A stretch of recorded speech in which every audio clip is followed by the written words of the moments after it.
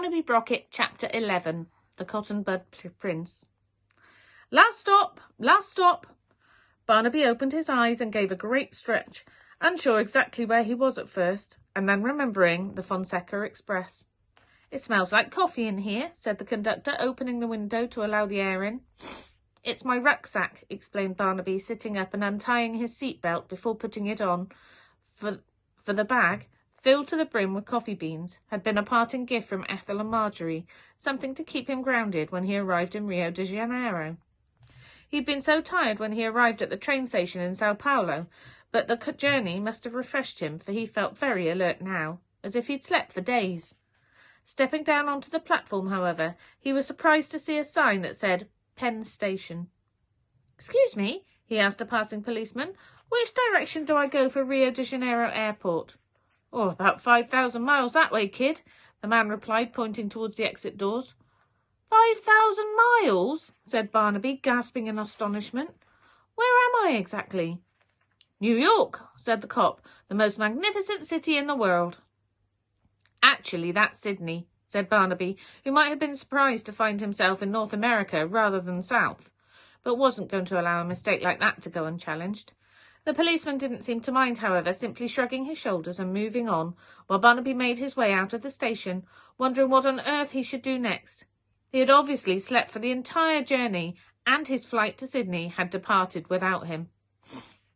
Barnaby was now alone on the streets of the huge city and simply wandered around for an hour, down one avenue, across a side street, up another, through a plaza and out into a busy shopping area, a little taken aback by the height of the buildings and the crowds that were making their way along the pavements. After a while he saw a long queue forming to get into one of the skyscrapers and looked at the marble sign pinned to the wall, the Chrysler Building. Just then a man pushed him to him from behind, pulling the rucksack off his back, and ran off down the street with it. "Hey!" Barnaby shouted. "Stop! Thief!" But there was nothing he could do. Before he could even think of giving chase, his feet were lifting off the ground, and he was rising up into the sky. And as he approached the top of the building, his head banged sharply against a hard metal object, and everything went black around him as the city twisted like a kaleidoscope beneath his feet. "Ow!" said Barnaby Brocket. "Hey, kid, you all right?" Barnaby opened his eyes and looked up. He was hovering underneath a wire cage that was hanging off the side of the building, just where the upright walls gave way to the terrace crown. Through the gaps in the grilled floor, he could see a pair of sturdy work boots. "Say something, kid. Are you hurt?" "Ugh," groaned Barnaby, looking up into the cage itself, where a young man in a pair of blue denim overalls was standing, surrounded by buckets and cloths. "What happened to me?" "Well, you came sailing up here like a balloon with the air let out," replied the young man, "then crashed into me and hit your head." "How'd you do that, anyway?"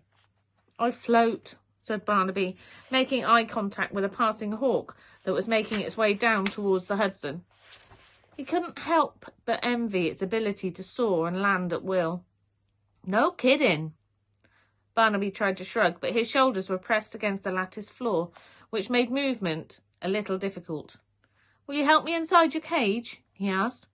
"Of course," said the young man, reaching over the side and taking hold of Barnaby's ears to pull him in, and then keeping his hands pressed firmly on the boy's shoulders to stop him floating away again. "This is a first," he said, shaking his head in disbelief. "I don't normally get visitors up here." "You're a window cleaner?" asked Barnaby, looking around at the various scrubbers, squeegees, scrapers and sponges that littered the floor of the cage. "That's the day job, anyway. Stops me from being hungry." Barnaby craned his neck and stared up towards the top of the building, tilting his head to get a better view of the triangular windows and the ribbed steel arches that surrounded them. "Impressive, isn't it? It takes me a whole week to clean them all, you know. The name's Joshua, by the way," the young man added, extending his hand. "Joshua Pruitt." "Barnaby Brocket," said Barnaby. "That's a nasty bump you've got on your head," said Joshua, parting Barnaby's hair a little with his fingers. "We need to clean that up a little. Want to come back down with me?" Barnaby looked around. He didn't have much choice, really. It was either go back down to the street level or float away into the sky. "All right, then," he said. Joshua nodded and lifted a metal brick that was hanging from the side of the cage walls, slapped his hand down on a large green button, and they began to descend. He kept a tight hold of Barnaby's hand as they went around the corner and entered the building through the service entrance, crossing the floor towards a single grey lift. Once inside, he pressed the button marked 3, and they began to descend into the depths of the building. Leaving the lift, they made their way along a twisty corridor with grey-stone walls covered in ancient-looking pipes that made strange gurgling sounds as they passed by, before descending a short flight of uneven steps and opening a large metal door that led into a dark and gloomy room. Joshua pulled a cord, and a single light bulb illuminated what appeared to be someone's makeshift home. In the corner was a sleeping bag, and next to it some empty cups, a couple of books, and a half-eaten sandwich. "Sorry about the mess," said Joshua, looking a little embarrassed.